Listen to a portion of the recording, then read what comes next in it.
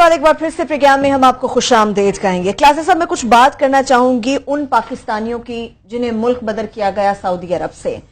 اتنے اربوں روپیہ پاکستان خرچ کرتا ہے مگر یہ لوگ وہاں پر مقیم ہیں، بے یار و مددگار ہے، سفارت خانہ مدد نہیں کرتا، کوئی پوچھنے والا نہیں۔ آپ نے کہا کہ اربوں پہ خرچ کرتے ہیں، یہ ہم آفیشیل ڈاکومنٹس بتا رہے ہیں کہ پاکستان کے فارن جو ہمارے مشنز ابراڈ ہیں سفارت خانے، پچھلے 5 سالوں میں 56 بلین روپیز ان سفارت خانوں کے افسران، ان کی بیگمات، ان کے بچے، ان کے ٹی اے ڈی اے، ان کے وہاں پہ میڈیکل، ایوری تھنگ، ان کی تنخواہیں، ان کے وہاں پہ گھر وہ کرائے پہ لینے ہیں، رینٹل، 56 بلین، یہ تقریباً ½ بلین ڈالر بنتا ہے آپ کا 5 سالوں میں ان لوگوں نے آ کے اسپینڈ کیا ہے۔ یہ تقریباً آپ لگا لیں 10 ارب یا 11 ارب کے قریب تقریباً بنتا ہے ان کا ایک سال کا۔ اور پاکستان جیسے، اور یہ پیسے ان کو ڈالروں کی شکل میں کہاں سے مل رہے ہیں؟ انہی اوورسیز پاکستانیوں کو بھیجے ہوئے پیسے سے ان کو مل رہے ہیں۔ ابھی آئے ہیں سعودی عربیہ سے، جن کو ڈپورٹ کر کے بھیجا گیا یہاں پہ، وہ آئے ہیں بیچارے، بیٹھے سڑک پہ بیٹھے رو رہے تھے 2 دن پہلے۔ آپ نے کہیں پہ ان کی خبر دیکھی ہے؟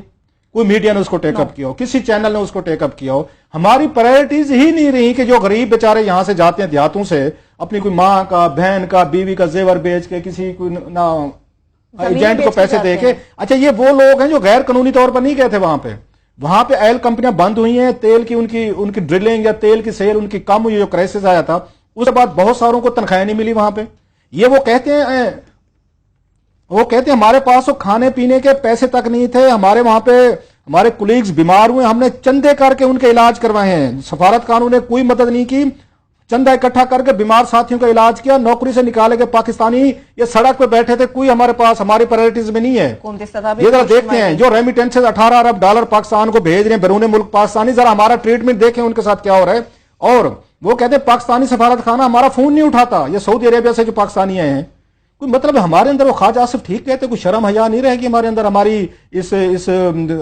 بیوروکریسی میں جو فارن آفس میں بھری ہوئی ہے۔ انہوں نے بیٹھ کے فارن آفس کی بیگمات کے لیے بیرون ملک کے چندے اکٹھے کرتے ہیں، یہ سب پیسے بھیجتے ہیں ان کو۔ یہ جو فارن سیکرٹری بیٹھا ہوتا ہے، جیسے آپ کو یاد ہوگا آزاد چودھری صاحب تھے، ان کی بیگم صاحب ہیں، طارق فاطمی صاحب جو دیگر تھے، ان کو وہاں سے لاکھوں روپے یہ اکٹھے کر کے فارن آفس والے ان کو بھیجتے ہیں، چندہ بھیجتے ہیں بیگمات کے لیے کہ جناب آپ اپنی این جی او چلائیں، اس کے لیے پیسے اکٹھے کر رہے ہیں، جو آپ کے لیے جہاں دن رات مارتے ہیں، جو وہاں پہ پڑے ہوئے ہیں، بیمار ہیں، پرسان حال نہیں ہے، چلیں آپ ان کی مدد نہیں کر سکتے، نوکری سے نکلے گئے ہیں، آپ ان کو تھوڑا سا جا کے کوئی ان کو مل لیں، کوئی ان کو پیسے دے دیں، کوئی ان کے ساتھ رابطے میں رہیں، ان کو عزت کا ٹریٹمنٹ دیں۔ مطلب ہے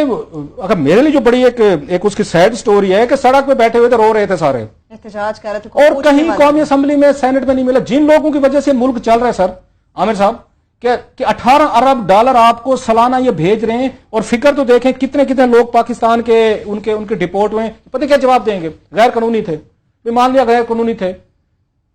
یہ سعودی عربیہ سے آپ نے بتایا 2.5 لاکھ کے قریب اس سے نکالے گئے، ہر ملک سے نکالے گئے، آپ نے ان کے ساتھ نیگوشیٹ نہیں کیا، آپ نے تو ہزاروں فیور دی ہوئی ہیں ان کو۔ اگر سعودی عربیہ ہمارے 2.5 لاکھ ورکرز اکاموڈیٹ نہیں کر سکتا، جنرل رحیل صاحب کو، مطلب جنرل رحیل صاحب ان کو چاہیے تھے،